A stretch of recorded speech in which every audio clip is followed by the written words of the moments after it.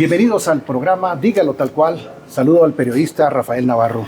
Hola, ¿qué tal? ¿Listos para la entrevista? Agradecemos aquí la participación. Le hicimos la invitación al diputado Cuauhtémoc Estrada, que es el coordinador de la fracción de Morena en el Congreso del Estado. Sí.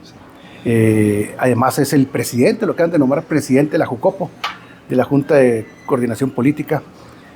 Bienvenido, diputado. No, muchas gracias, Luis Carlos. Licenciado Rafa, muchas gracias. Un gusto estar aquí con ustedes. No me había tocado, pero sigo atento a las entrevistas que ustedes realizan.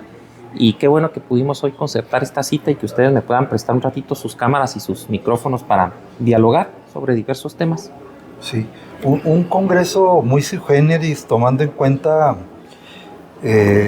la óptica nacional, como se observa la Cámara de Diputados, el Senado. Ahora es como a la inversa, ¿no? Morena acá ocupa, si no una posición muy destacada, sí se convierte en una minoría muy pequeña, digo, una minoría no tan pequeña. Ya no tanta, ya no tan sí, pequeña. Pero también muy influyente. Sí, coincido en gran parte de lo que menciona. Me parece que ese análisis, más en la legislatura pasada, porque teníamos una bancada con una minoría que no alcanzaba a tener esa minoría que impide la mayoría calificada. Así es. Y en esta actual legislatura, donde varias diputadas y diputados pudimos repetir, alcanzamos esa minoría de 12 que puede en algunas ocasiones impedir esa mayoría calificada para las decisiones trascendentes.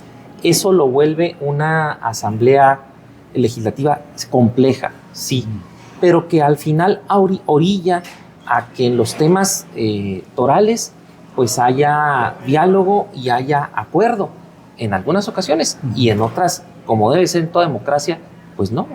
Ahora muy proactiva, yo veo lo que es la información que se genera diariamente y siempre hay una declaración al punto, al momento y a la circunstancia que está viviendo de los diputados por Morena. Además están llevando a cabo ruedas de prensa constantemente. Acaban de tener una, creo que antier. Sí. Fíjese que debo decir que me parece que todo el Congreso es muy proactivo. Hay algunas mediciones que realizan algunas organizaciones a nivel nacional y nos ponen como un Congreso activo en ese sentido. Salimos un poquito bajo en vinculación hacia la ciudadanía, pero en los demás aspectos es un Congreso activo y la bancada nuestra, debo decir, muy activa. Nosotros tenemos una bancada, como ya lo dije, de 12, 9 mujeres, Luis Carlos, 9 mujeres y 3 hombres. Sí, no. Es una bancada, licenciado, que le da paridad prácticamente a todo el Congreso. No hay otra bancada que tenga tal número de mujeres ahí en la asamblea. Pues fíjese, son 17 en total diputadas, y de esas 17 nosotros tenemos 9 de ellas. Las demás, las otras 8 la tienen 5 fracciones más. Exactamente. Y pues muy orgulloso yo de que me hayan dado la oportunidad de nuevamente coordinar la bancada de Morena. Me parece que nos ha funcionado bien la bancada, aún efectivamente siendo minoría, porque yo creo, licenciado, que con independencia de si eres minoría, la postura me parece siempre importante. Sí. Puedes perder la votación, es cierto. ¿Cuántas votaciones no hemos perdido, Luis Carlos, nosotros ahí en la bancada desde la legislatura pasada? Pero siempre hemos mantenido, me parece a mí, una postura congruente con los temas que hemos manejado, y eso creo ha logrado incidir en una parte de la ciudadanía que sigue el Congreso. Ya no hay tanta estridencia como en la legislatura pasada, y creo que tienen también salvaguardado lo que es el grupo parlamentario morenista, porque en la pasada pues hubo quienes brincaron a defender la instancia gubernamental, en el caso específico de Adriana Terrazas, ¿no? Creo que ahora está más consolidada. ¿Es una percepción correcta? Sí. Pues mire, creo que hay solidez en la bancada, sin dejar de reconocer pues que cada diputado tiene su visión sobre determinados temas. Sí. Los hemos tenido en esta propia legislatura. Algunas cuestiones que hemos visto que un diputado o una diputada han determinado ir en algún tema en lo particular, no con el criterio general de la bancada. Pero coincido con usted que no se ha presentado una situación como si se presentó en la legislatura pasada. Sí. Fíjate, ahorita que hablaban del tema de los diputados, ustedes están proponiendo que se reduzca el número de diputados. La otra fracción del Partido Acción Nacional se opone, pero es algo interesante esto, diputado. Hay dos iniciativas que vienen desde la legislatura pasada, tres iniciativas que tienen relación con lo que usted mencionó. Promovimos una iniciativa para reducción en el número de legisladores, promovimos una iniciativa para reducir el número de regidores en los cabildos y promovimos una iniciativa para que los regidores sean electos en forma directa y con una circunscripción territorial, porque eso me parece incluso a mí interesante. Miren, nosotros ahorita estamos en Ciudad Juárez, cuando lo explico en algún otro municipio del estado es difícil que no lo entiendan, incluso en Chihuahua, pero aquí en Juárez no. Nosotros hemos tenido cabildos donde los 20 regidoras y regidores viven en un solo distrito local de toda la ciudad, que tiene 9, o en El Paso. Hemos tenido esa situación y no la hemos tenido una vez, la hemos repetido cabildo a cabildo. Nosotros lo que planteamos es que si Juárez va a tener hipotéticamente 20 espacios en regidurías, se divida en 20 zonas la ciudad y que de cada zona emerja por voto directo un regidor o una regidora. ¿Por qué lo planteamos de esa forma? Porque todas las zonas deben de tener una representación en cabildo, Luis Carlos. Y muchas veces, no digo que sea siempre, cuando se concentra el poder político en una área de la ciudad, curiosamente esa área tiene los menores problemas de iluminación, de recolección de basura, de pavimentación, de servicios en general. Pero ¿qué pasa con las zonas alejadas de la ciudad donde no tienes un representante que viva en esa zona de la ciudad? Por eso nosotros planteamos que en la elección directa de regidores no solo se permita al ciudadano o a la ciudadana votar por quien considere que debe ser su regidor o su regidora, sino que aparte, desde el registro de los candidatos, debe estar seccionado a determinadas zonas. Pero no es un poco difícil, porque el caso de los diputados, yo pongo el ejemplo de la del PT, de, ¿cómo se llama? De esta, la diputada federal, Lilia Aguilar. Que ella fue por el distrito 02. Ella dice que sí, bueno, vino y rentó una vivienda o tiene rentada, pero aquí los juarenses nunca la hemos visto. Sí, entiendo. Perdón, el caso de Rosana Díaz, que dicen que es también de un distrito y que vive en El Paso, Texas. Entonces, se me hace un poco difícil. Sí entiendo el punto, y lo que entiendo que usted me quiere decir es, aunque secciones, eso no garantiza que la persona viva allí. Estoy de acuerdo en eso, eso no lo garantiza, pero sí ayuda mucho más a como actualmente estamos, pero mucho más. A conocer una problemática. Y me parece además que la obligación debe ir, a ver, nosotros tenemos que tener una casa de enlace, porque recibimos un recurso del Congreso para tener una casa de enlace. Entonces, ¿dónde tiene que estar nuestra casa de enlace? Que es pagada en el distrito. Me parece que el regidor también tiene que tener en la sección o zona de donde emerja elegido, debe de tener su casa de enlace, porque es al final de cuentas el representante popular más cercano que debe de tener el ciudadano, es el más cercano.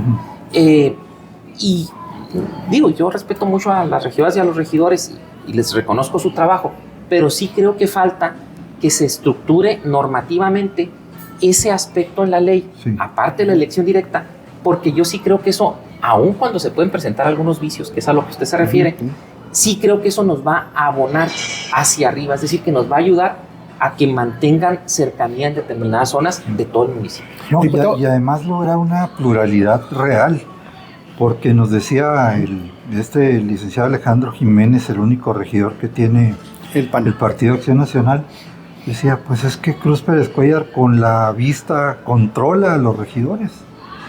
Entonces es muy penoso como periodista, que lo hemos vivido cuando gobierna el PRI, cuando gobierna el PAN, cuando gobierna ahora Morena, acudir a sesiones en donde es más que evidente que no va a haber un cambio ni a una coma ni a un punto de lo que el alcalde quiere o de lo que propone uno de los regidores de esa fracción, y que va a ir toda la caballería en contra cuando venga del PAN o de cualquier otro partido político. Sí, lo entiendo. Y yo creo que la elección directa abona en una parte, porque además no voy a esconder lo que su servidor ha analizado.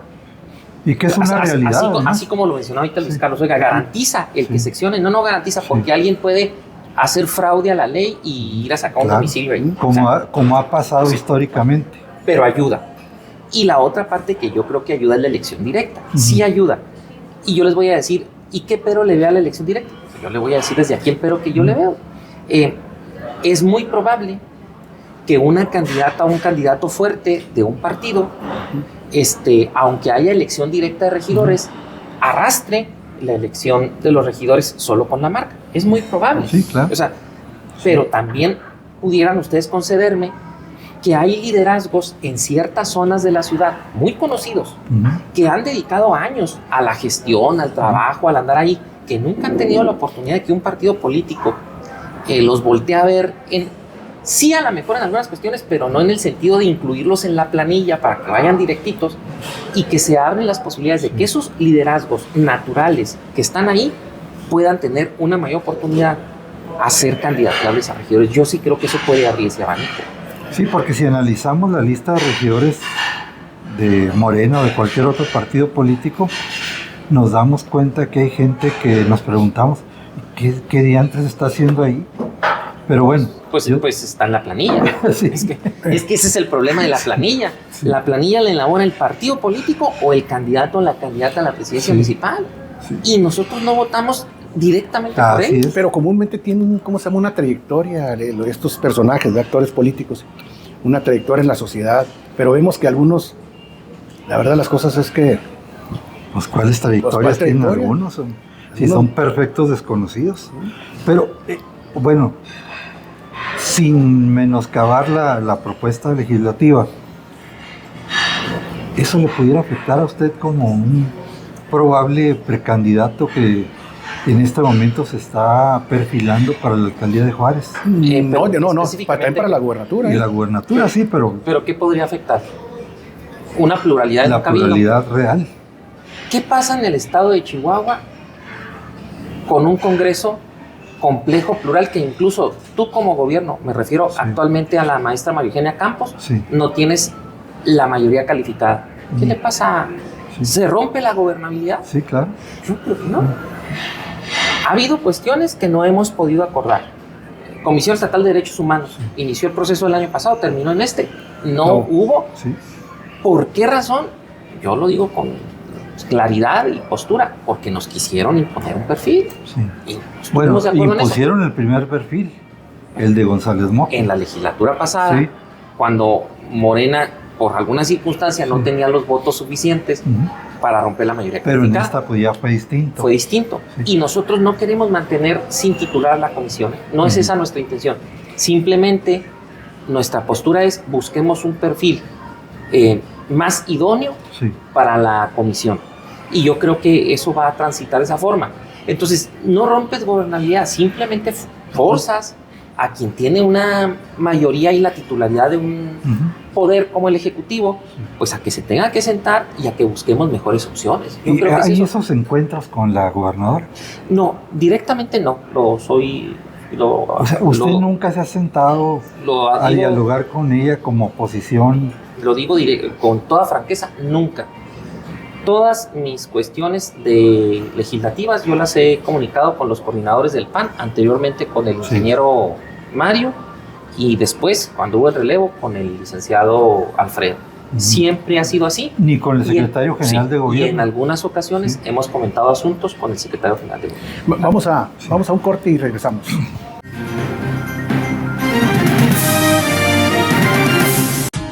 Cuando importa llegar seguro, Juárez Bus seguro me lleva.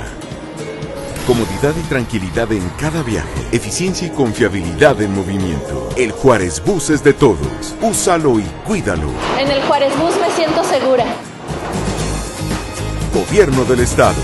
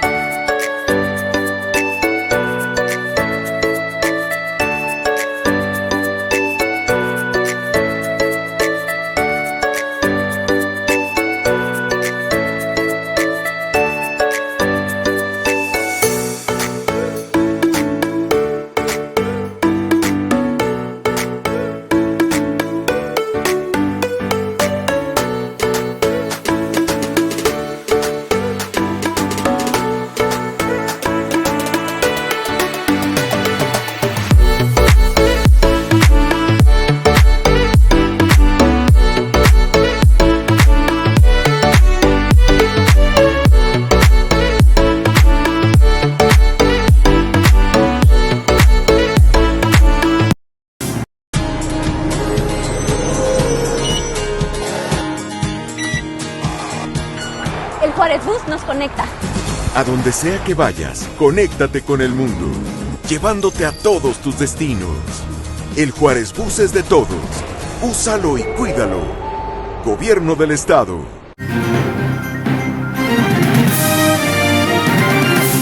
Regresamos al programa Dígalo Tal Cual. Estamos dialogando con el diputado Cuauhtémoc Estrada. Había algo muy importante. Sí, es que, bueno, yo señalé como candidato a la presidencia municipal. Tengo obviamente el dato que también pudiera ser un genuino e importante aspirante a la gubernatura. Pero ¿dónde se ubica usted en este momento? Me ubico en la coordinación de la bancada del Congreso y en la presidencia de la Junta de Coordinación Política. Sí. Y es que he sido, no lo es la primera vez que lo digo, es que hemos adelantado tanto los tiempos.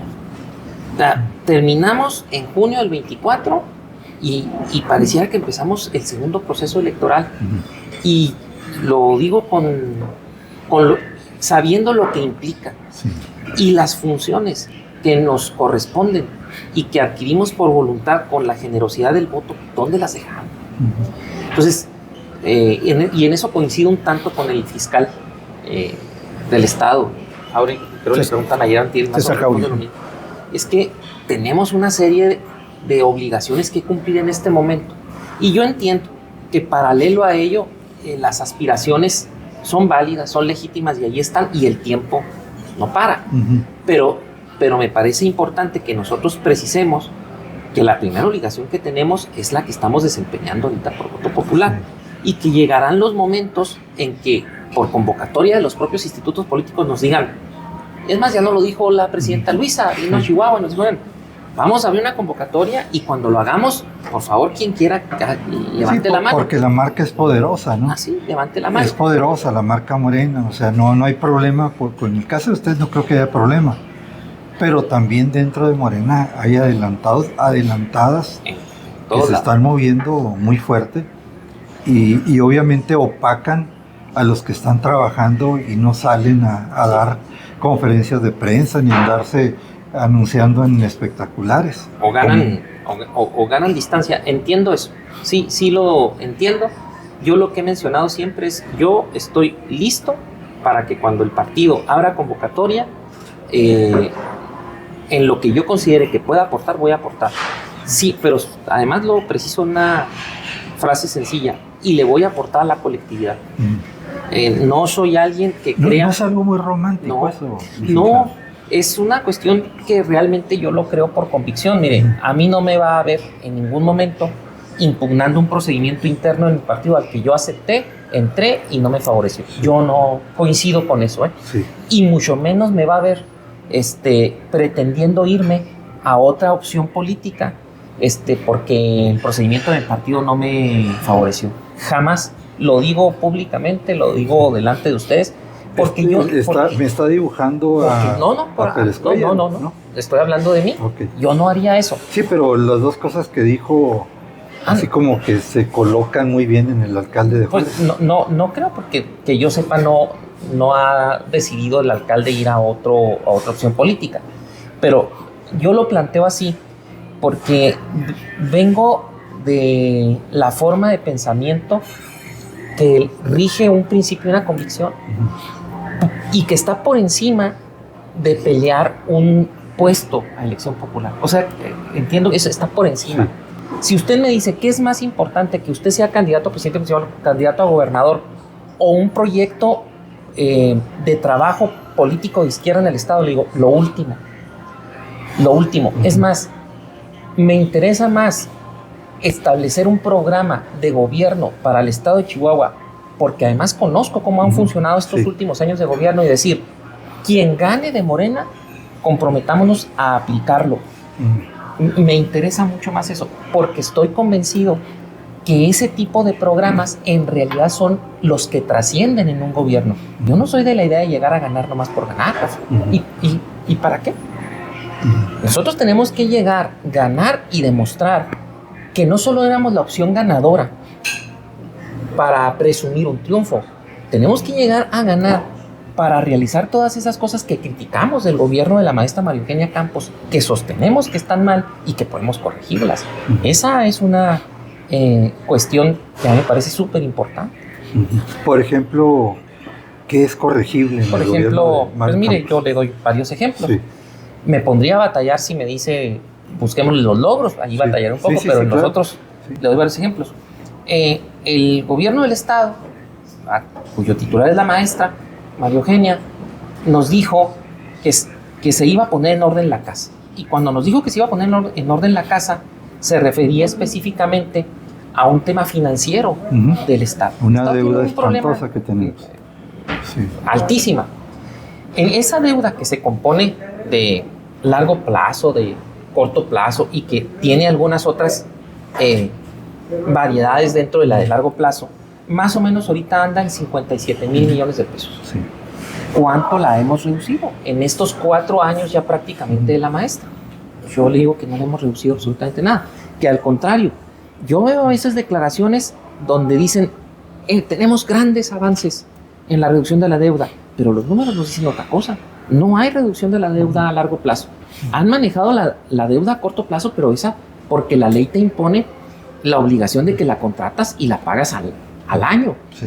Han reducido un poquito la deuda a proveedores, pero el rango fuerte, que es la de largo plazo, ha crecido cerca de 3 mil millones de pesos a partir de que inició la maestra. Me parece que ese es un punto que debiera tomar quien gobierne Chihuahua, porque hay forma de aminorar la deuda. Porque, por 2 razones. Porque alguien piensa que tomas la deuda y que si no la pagas o no la abonas, lo único que pasa es que ahí está. Y eso es totalmente falso. Y voy a decir por qué. El no abonar o acortar la deuda tiene una grave consecuencia para un estado. En el Chihuahua tiene una grave consecuencia. Nos cuesta cerca de 8 mil millones de pesos por año. Y si 8 mil millones de pesos por año, más que el presupuesto del municipio de Chihuahua, y 1.500 millones de pesos menos que el presupuesto de Juárez. Nomás para que veamos la magnitud. Problema, ¿Cuánto dejas de hacer o cuánto pudieras hacer con esos 8 mil? Entonces, lo que no es aceptable, Rafa, es esto. Esta administración estatal ha recibido de 2022 a 2025 cerca de 31 mil millones de pesos de ingreso adicional. ¿Qué quiere decir eso? Esos 31 mil millones de pesos no se esperaban. No estaban presupuestados ni en la ley de ingresos, ni estaban presupuestados en el gasto, en el presupuesto de gasto. Fueron extras.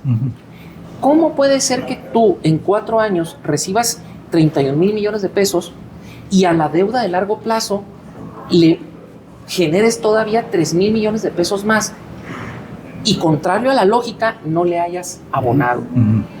Si tú como gobierno hubieses establecido un programa de que una parte, ya olvídate de todo el ingreso adicional, de que una parte de ese ingreso adicional fuera directamente al saldo de deuda, si hubieras determinado que solo el 50%, ahorita nuestra deuda tuviera cerca de 40 mil millones de pesos. Esa es una parte que me parece que debe estar dentro de un programa de gobierno en el que los candidatos y candidatas de Morena se comprometan. Va a ser una administración que va a tener que ajustar el cinturón en ciertas cosas, porque no es fácil que un gobernante diga, entonces no me voy a gastar estos 15 mil millones de pesos en 4 años. No, pero vienen de ingresos adicionales, sí, pero le tienes que abonar la deuda. También creo que sería muy injusto que se lo dejes a una sola administración estatal. Me parece que tienen que ser mínimo 2 administraciones estatales en que le dediques una parte del ingreso adicional a aminorar la deuda. Pero vas a tener una tercera administración estatal muy beneficiada, con una responsabilidad de 2 administraciones estatales, muy beneficiada, porque tu carga crediticia va a ser muy baja. Nada más que eso tiene que ir aparejado de otra cuestión importantísima. Tenemos que cambiar las reglas y no podemos permitirle a ese tercer gobernador o gobernadora que vuelva a endeudar. No podemos, porque entonces hacemos un gran esfuerzo en 2 o 3 administraciones para que se vuelva a hacer la bola de nieve. En mayor proporción, pero en igualdad de circunstancias, pues sucede lo mismo en el gobierno federal. Te habla del déficit. Está el problema que dijo López Obrador, ¿no? Que dijo voy a atender el tema de la deuda y la incrementó en igualdad de circunstancias. Es un problema, creo que se está popularizando entre la clase gobernante, pero ese es un solo punto, la deuda. ¿Qué otro punto pudiera ser? Ahorita manejábamos un aspecto democrático dentro del Estado que falta. Sí. Ya no me voy a extender, solo lo voy a mencionar. Me parece que tenemos que democratizar los cabildos. Contra el argumento de que los gobiernos municipales pierden gobernabilidad si elegimos a los regidores, porque ese es el argumento, el argumento de quien no quiere que los regidores y las regidoras sean electos en forma directa es que los presidentes municipales pierden gobernabilidad. Yo no creo eso, simplemente creo que tienen que dialogar con los cabildos. Pero tiene una idea de la problemática que vendría electoral para los electores, valga la redundancia, con todas las boletas que se van a generar con la renovación del 50% del Poder Judicial, todos los candidatos a alcaldes, diputados, todo lo que genera pues candidatos a gobernador, a síndico, y luego todavía... Pero fíjense que ese argumento, que además me lo han manejado, lo voy a contestar aquí con todo respeto y verá que no es así. Vamos a pensar en Juárez. ¿En qué colonia vive usted? Yo vivo en el fraccionamiento Roma. Y Luis Carlos, en la elección de 2027, si hay elección directa de regidores, solo va a tener una boleta más. ¿La de los regidores? Una más, la de los regidores. ¿Y la del Poder Judicial? Bueno, pero esas van a ser la mitad del Poder Judicial. ¿Sabe cuántos funcionarios vamos a elegir en el Poder Judicial en Chihuahua el otro año? 26, en todo el estado. Sí, pero eso implica una gran lista de aspirantes. Una boleta, 26. Y ya no va a tener elección de Poder Judicial hasta dentro de 12 años. Exactamente. Y de Poder Local hasta dentro de 8. Por eso, no sé, es que cuando decimos, ¿cuántos regidores tienes en el estado? 712. Y pensamos en 712 boletas. No. ¿Esos son 712? En todo el estado, 712. No, porque primero se eligen por municipio. Para eso lo elige 20. Y 2, si la reforma pasara a la que nosotros planteamos, usted no estaría en un listado de 20 para elegir. Estaría solo en el listado de la zona. Ok, perfecto. Por eso al ciudadano en realidad se le va reduciendo. Se va seccionando. Sí. Por eso no creo que eso se vuelva un problema. Ahora, vamos a un corte y regresamos al programa Dígalo Tal Cual.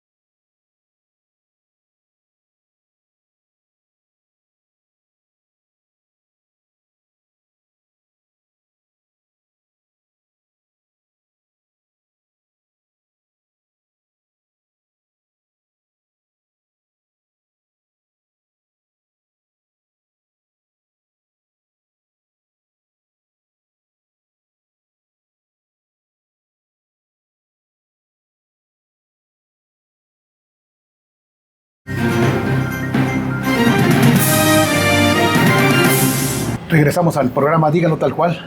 Estamos dialogando con el diputado Cuauhtémoc Estrada. ¿Ibas a preguntar algo? Sí.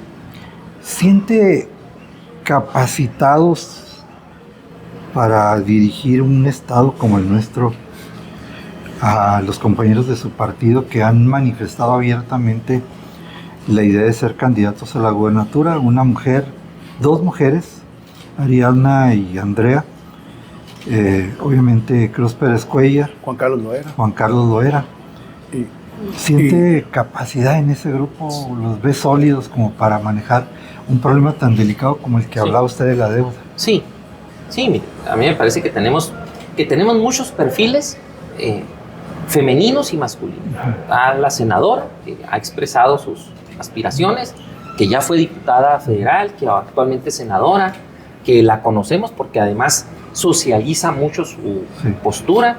Está la delegada Mayra también, Mayra Chávez. Mayra Chávez, ¿cómo no? Ya fue diputada local hace tiempo, actualmente se encarga de la delegación a nivel estatal, que no es cosa menor. Sí. Dicho rápido, 27 mil millones de pesos se ejercen en Chihuahua en los programas por año. Sí. Es el presupuesto de muchísimos municipios.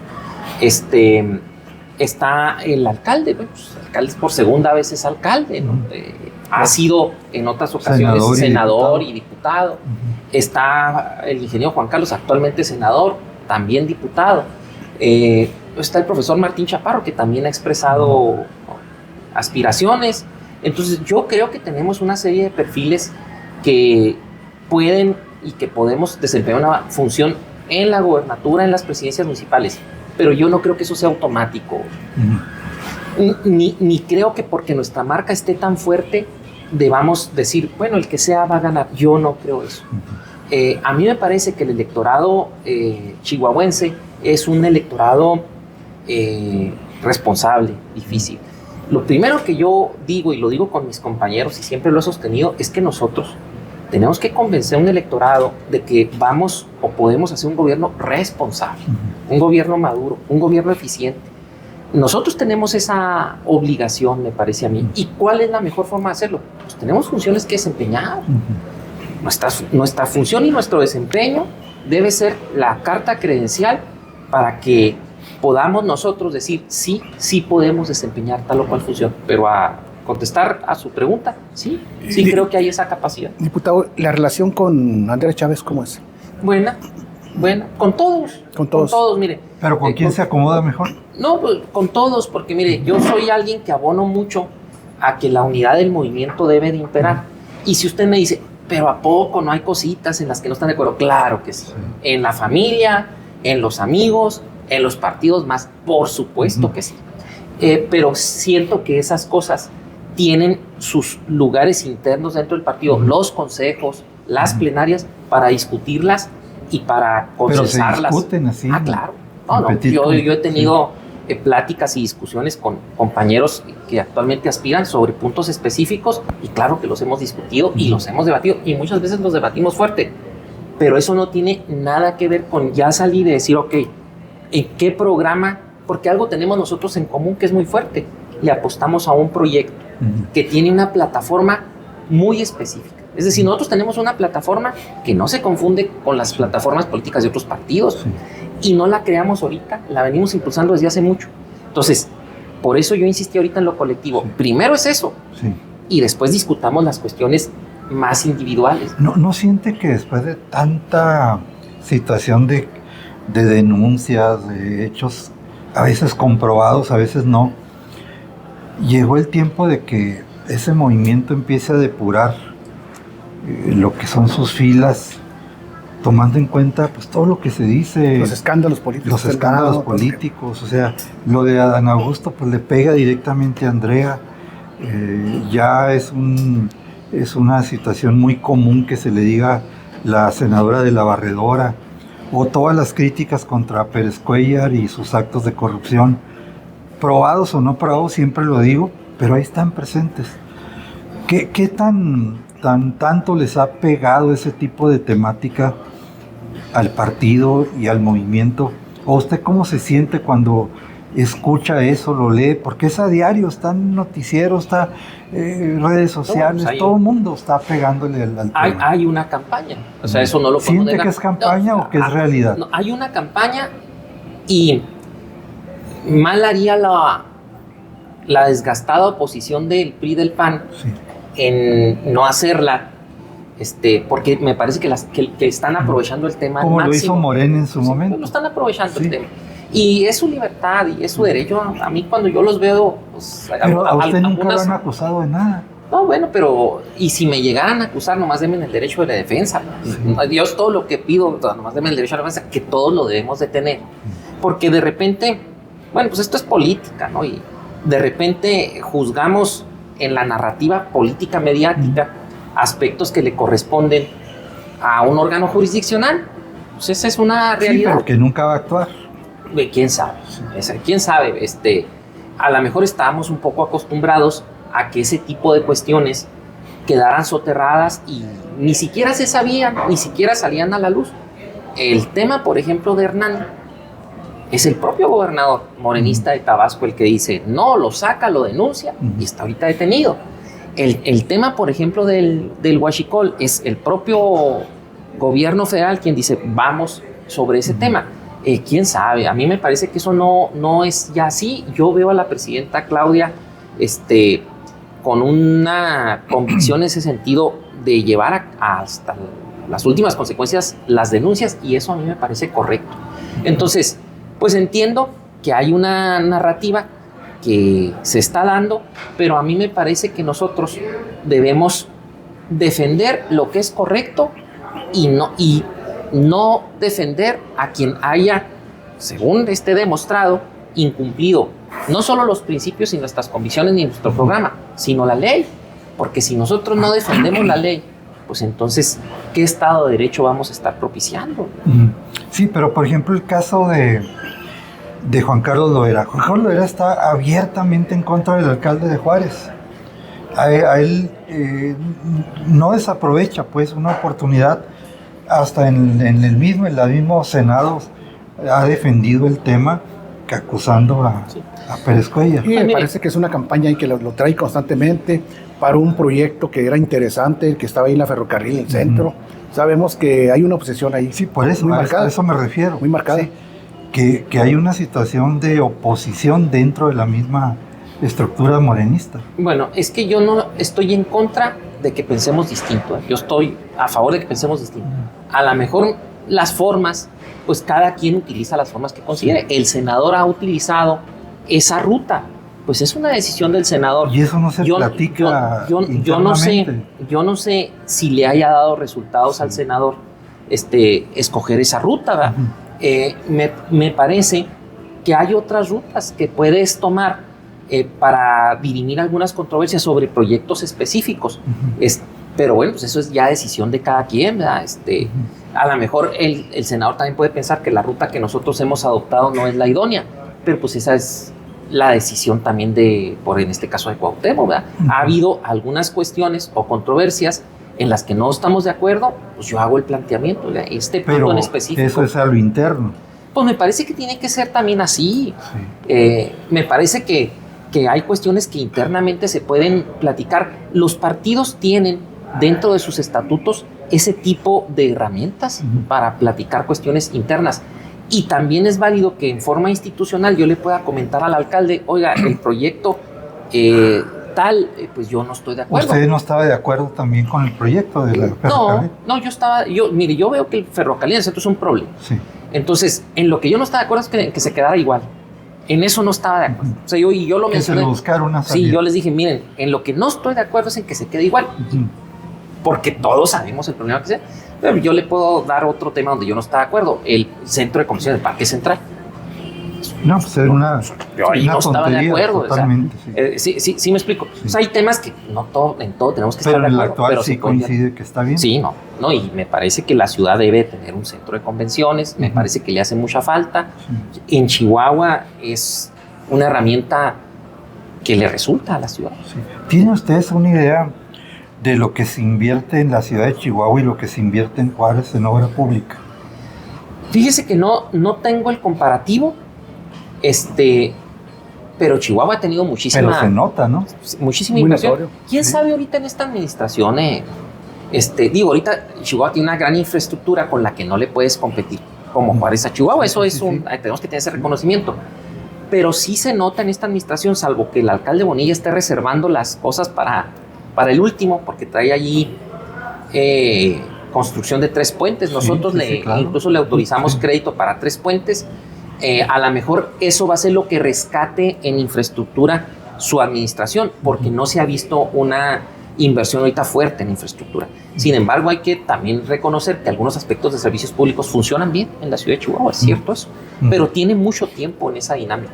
Sí, desde todos los alcaldes que han sido aspirantes a la gubernatura. Sí. Lo que nos debíamos preguntar es ¿Qué tanto influye? Pues que sea la capital, que ahí esté gobierno del estado, porque me parece pues que también hay una inversión muy importante del presupuesto estatal en la ciudad, cosa que no se da. Pero no se le hace una bofetada el trato que le dan a Ciudad Juárez. Totalmente. Y no, Pues, mire, y no de hoy, es de... pero no, mire, sí, si muchos nosotros años. analizamos transporte desde su funcionalidad o no, y desde el punto de vista del derecho o no, porque yo todavía discuto con la Autoridad Estatal del Transporte, ellos diciendo que si es redituable conforme al pago de la tarifa. Es que olvídese de eso. Sí. Pues si ya lo Pues, ¿cuál es el establecimos como problema? un derecho a la movilidad. Sí. Pero ¿cuál O sea, es su punto? Es que los transportes eficientes y dignos, Sí. Rafa, por fuerza requieren inversión del Estado, aparte de lo que pueda llegar en recuperación de la tarifa. Y me quieren vender la idea de, de que vamos a tener un buen transporte cuando los usuarios que pagan la tarifa alcancen para un buen transporte. Es que no es así. ¿Cuándo fue la última vez que ustedes subieron un transporte público? Que subimos. Que se subió, pagó, ¿No? no como diputado, sino como un usuario. Pues bueno, aquí en Juárez no, pero en México me muevo en el metro. No, en México es otra Pues, cosa, como en el ¿no? metro. Es preferible No, no aquí en moverse en Juárez el hace metro. mucho no, Sí. hace mucho no, pero usé mucho tiempo la ruta. Yo era trabajador de maquila, yo fui trabajador de maquila, fui operador. Pero estamos No, hace hablando mucho de tiempo, años luz, hace ¿no? mucho tiempo. Sí, a eso me refiero, que es como la educación. Todo el mundo habla de educación, pero tienen a sus hijos en UTEP, Ajá. en La Salle, ahí en Chihuahua, en los lugares de alcurnia. Los diputados, pues casi No, pero todos. yo le conozco bien transporte público. Bueno, sí lo conoce, pero Mire, vivo en mi distrito, sí. en calles sin pavimentar. Así se lo digo. ¿Así? Vivo en mi distrito, en calles sin pavimentar. Mi relación, por ejemplo, con la gente de riberas, de parajes, Sí. usted lo puede ir a constatar. Sí. Es decir, lo que yo le platico del transporte, usted me dice, oiga, no anda usted en transporte porque ahí lo vi llegar en su carro. Sí, pero eso me lo transmite la gente usuaria constantemente. El que yo no me subo ahorita a una ruta no quiere decir que yo no sepa el mal funcionamiento del No, transporte. pero podría tener una cuestión más amplia de lo malo que está el transporte, está no de muy lo mal. bueno, ¿eh? No, es que está Porque muy no mal. lo estoy defendiendo, ¿eh? No, pero ni yo El lo que va estoy para Riberas del defendiendo. Bravo, sí. Sí. Pero el nuevo, las nuevas rutas que abrieron... Ese está de lujo ese y sí. cada día tiene más usuarios. Sí, Pero el Bowie ahí en sí, Chihuahua pero, pues, fue un pero las desastre. rutas alimentadoras siguen siendo un... Sí, es un desastre, sí. Sí. Estamos de acuerdo. Nos acabamos de entrar hoy por la mañana que están saliendo más placas para los Uber que dan servicio en colonias como los kilómetros, Sí. porque no hay transporte público para los kilómetros. Ahora, mire, yo también he platicado con los concesionarios. Tengo conversación con ellos continuamente. No los culpo a ellos. Debo decirle, yo no creo que los concesionarios sean los culpables del transporte público. Porque, ¿quién es el rector del transporte público en El el Estado El siempre Estado. lo así. ¿Y a quién le concesiona? Pues a quien el Estado considera. Yo le otorgo A concesión. los que políticamente le conviene concesionar. Y si yo le otorgo una concesión a usted y usted no me está funcionando, se la pues la quita, ley me punto. faculta Sí. otorgársela y también me faculta Sí. quitársela. Sí. Y lo que le quiero decir es que el que le dé una concesión a usted no me quita la responsabilidad a mi Estado de supervisar y ejecutar que el transporte esté bien. El Estado no lo está haciendo. Les reconozco las troncales que hicieron, pero eso no soluciona el problema del transporte en Juárez. Sí. No soluciona. No, pero es que todo el mundo está metido ahí. Hemos visto videos en donde paran a una unidad de transporte público, se baja el chofer, le habla a alguien y luego recibe la orden del agente de Que lo tránsito que lo deje ir cuando se cometió una infracción. Entonces, yo creo que ese manoseo es el que no nos permite avanzar. Pues es una parte. Sí. Yo insisto. en Entre que otros muchos problemas mire, más que se dan. He estado siguiendo un poco, de lejos, pero lo he estado siguiendo, el proyecto de Sonora del gobernador en transporte público. En cuanto llegó, compró tal número de unidades. O sea, el transporte público sin inversión estatal no va a funcionar. O sea, no va a funcionar. Pues veamos el transporte público en la Ciudad de México y pensemos que si solo la recuperación del usuario es lo que lo mantiene así, claro que no. Tiene un subsidio enorme para que funcione. porque es un derecho. Y yo siento que lo que más nos ha impedido eso es el reconocimiento, el entendimiento de la autoridad del transporte de que es un derecho. Lo siguen viendo como un negocio. Una obligación y un negocio, sí. No funciona así. Sí. Ahora, bueno, déjeme, porque es un tema que en lo particular es un tema que yo manejo fuera de lo que es el área periodística. Lo del lenguaje inclusivo que se acaba de quitar. La reforma de Olson. Sí, claro. Sí, que se acaba de quitar en las escuelas públicas. ¿Morena a favor o en contra? Sí. Bueno, ya lo sé, pero se lo pregunto a usted porque está aquí presente. En contra. Y no se quitó. Porque si usted lee el decreto... Porque nunca estuvo el decreto dice, así es, se fomente las reglas gramaticales y ortográficas del idioma español. Sí. Así dice. Se quedó corto, está limitado, se equivocaron las diputadas y los diputados que establecieron en la comisión esa redacción y se equivocaron también la mayoría que lo votó a favor. Sí. Y los pueblos indígenas que no hablan castellano y las personas con discapacidad. Pero eso es otra cosa, porque entonces pensamos que a las escuelas no van pero niños y un niñas homosexual indígenas. y una lesbiana no están discapacitados. No. ¿O está suponiendo eso? No, para ¿verdad? nada. Yo no lo estoy sugiriendo, usted lo dice. No, sí, por eso, pero lo que le digo punto es que me lo está comparando con un ciego. Es que está mal el decreto. El decreto es discriminatorio porque se refiere solo a las niñas y niños que hablen español y los que no hablen español. Ah, no, pues es otra cosa, ¿no? No es otra cosa. No, me refiero que eso sí deben de ser.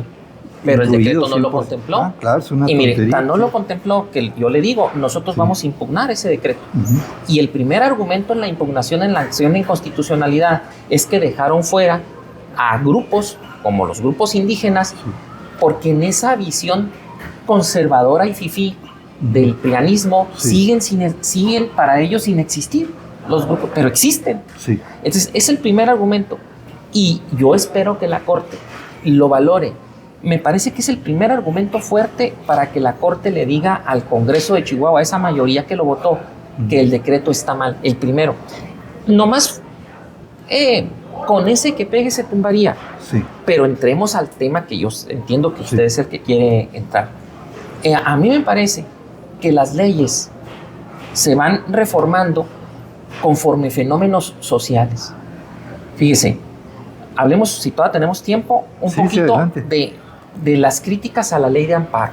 Lo voy a poner como ejemplo porque va vinculado. Sí. ¿Por qué reformamos la ley de amparo? Que no se había reformado antes, claro, y muchas veces. La ley de amparo, por ejemplo, en efectos de suspensión, se reformó cuando el deudor utilizaba el juicio de amparo con suspensión para no pagar alimentos. Hasta que el legislador dijo, oye, está pasando esto, hay este fenómeno. Ponen la ley de amparo que para el pago de alimentos no debes de conceder la suspensión al quejoso. Entonces ya tú te amparabas, no, es alimentos, págalos, no te suspendo el acto del juez. Después se reformó para que usted con giros negros no subsistiera prácticamente con el giro negro abierto con la pura suspensión del amparo. El legislador advirtió que eso estaba pasando. Ahora se reforma para la cuestión del lavado de dinero. ¿Por qué menciono la ley de amparo? Porque la ley se debe ir ajustando a fenómenos o conductas que la sociedad va teniendo. Claro. Hay una evolución o incluso a veces una involución en el tema de la comunidad LG, del feminismo, de la paridad. También la legislación ha ido evolucionando. ¿Por qué ahorita nosotros en el Congreso tenemos 17 diputadas y 16 diputados hombres? Porque los hombres fuimos benevolentes, tuvimos sentido común y dijimos, ¿ya hay que darle chance a las mujeres? No. Tuvimos que ir implementando leyes y criterios para poder cerrar la brecha y que las mujeres tuviesen ese espacio. Lo mismo ha pasado con lo demás. Es el reconocimiento. ¿Está de acuerdo que sea como una obligación? No, es que estoy porque de acuerdo. La ley nos está obligando a la paridad de género. No, pero yo no estoy de acuerdo que sea una obligación. Sí.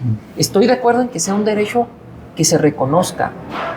Es decir, que se le reconozca a usted lo que usted considera en su diversidad y que no se le limite ni se le prohíba. Es que el problema es que si usted lee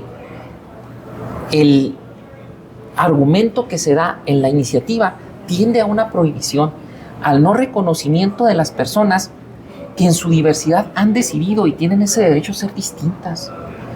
Tienen ese derecho. Discúlpeme, va en contra del lenguaje, de la gramática. ¿Y desde desde cuándo la gramática puede estar por encima de la dignidad y el derecho de una persona? No, pues entonces tendríamos que cambiar toda la historia de la humanidad para adaptarlo a las nuevas circunstancias. A ver, si usted tuviese razón, ¿cómo llegamos al castellano siendo una lengua vulgar?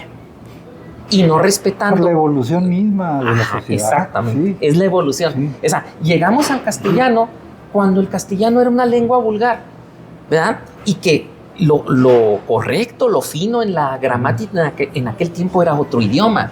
Pues porque hubo una evolución y de ahí se derivaron muchísimos más idiomas y variaciones en los idiomas. Entonces, es como decir, si así fuese, yo siguiendo su argumento, ¿qué le decimos a las compañeras y compañeros rarámuris que no hablan ni escriben castellano? Que no están en lo correcto, porque porque la gramática está por encima. ¿sí? No.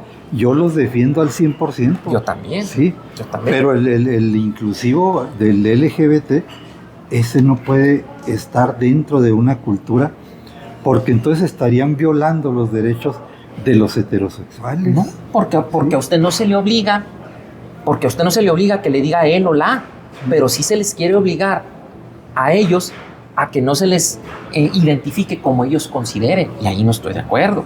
Es que todo el mundo debe tener esa si alguien libertad. Se quiere enamorar de un perro y casarse, pues Dios que los bendiga y que siga creyendo que el perro es el marido, ¿sí? Pero ¿por qué la sociedad tenemos que aceptar que ese perro es el novio y la mujer es la novia? Yo no estoy de acuerdo con el ejemplo. Primero, no, porque se da, No, pero yo no estoy de acuerdo pero con el se da a nivel mundial. Pero en la plática general me parece que el ejemplo tiende a degradar y yo no estoy de acuerdo en eso. Pero lo aclaro. ¿Se da o no se da en la realidad? Yo no lo he visto. Pero no, si usted lo ha hay visto, infinidad de casos de gente casada con árboles, casado con un caballo, casado con un perro. No, güey. ¿Sí? Yo no lo he visto. Ya nos pasamos del tema, yo creo que... No, espérame, estamos... a ver, bueno. Va a ser lo interesante. Ya va a concluir el tema, el diputado, yo lo dejo que concluya. Mire, yo creo que el derecho y la dignidad y la preferencia de la persona está por encima de reglas gramaticales. Primero, que esas reglas gramaticales nunca han estado escritas en piedra, han evolucionado y han cambiado. Y que esas reglas gramaticales no es cierto que operan para todos. Nosotros lo hemos visto, no es cierto que operan para todos. Por lo tanto, a mí me parece que quedan, cuando tú las ponderas y las sopesas y las pones en una balanza, no pueden estar por encima de las cuestiones que se están discutiendo. Es más, son derechos que incluso la comunidad a la que no pertenezco, pero respeto y defiendo, han luchado por mucho tiempo. La verdad es que mucho tiempo han luchado por tener ese tipo de derechos. Sus derechos y ese humanos tipo de derechos, totalmente defendidos. Y ese tipo de derechos a nosotros no nos causan ningún problema, ni nos causan ningún daño. Yo sigo siendo la misma persona heterosexual que he sido siempre, y el avance que ellos han tenido en el reconocimiento de sus derechos no me merma mi forma de pensar. ¿Cuánta gente LGBT está en el Congreso del Estado? Pues no sé, pero debe haber. Mire, ahí está el punto. No, a ver, la diputada Jael públicamente ha dicho que es parte de la comunidad. Es parte. Ella lo ha dicho. Yo no puedo decir si alguien más es, si no lo ha determinado, porque además estaría invadiendo un aspecto que me parece que le corresponde solo a la persona. Lo digo de la diputada Jael porque ella sí lo ha mencionado. Ya ve cómo se cae en la contradicción. Bueno, son dos posturas. Mi respeto para la postura del diputado y mi respeto para tu postura. Ya se nos acabó el tiempo. Los tibios no entran en el reino de los cielos. Pero muy respetada la postura aquí del diputado. Y muy respetada la ¿Cómo cree que voy a querer debatir con alguien de su estatura y conocimiento en las leyes y los aspectos legislativos? No, está dando mi punto de vista, como respeta el suyo, yo sé que va a respetar el mío. Totalmente. Y pues ustedes son los que finalmente van a tomar la decisión, y qué bueno que hagan lo que tengan que hacer de acuerdo a sus convicciones. ¿No? Sí. Totalmente. Y además, yo creo que es el respeto de las personas lo que nos lleva a una sociedad más armónica. Sí. Porque las personas somos distintas, cada ser humano es distinto. Y mientras esa diversidad y esa individualidad no lo lastime, no le genere un agravio, no le genere un daño, pues yo creo que debemos de convivir. Pues sí, matrimonios entre árboles y seres humanos y lo respetamos. Pero yo sigo siendo hombre, él sigue siendo hombre. Yo por lo pronto le sigo yendo al Necaxa. Ándale, güey. Diputado, muy ameno su plática. No, muchas gracias. Y gracias y nos vemos en otra edición más del programa Dígalo Tal Cual.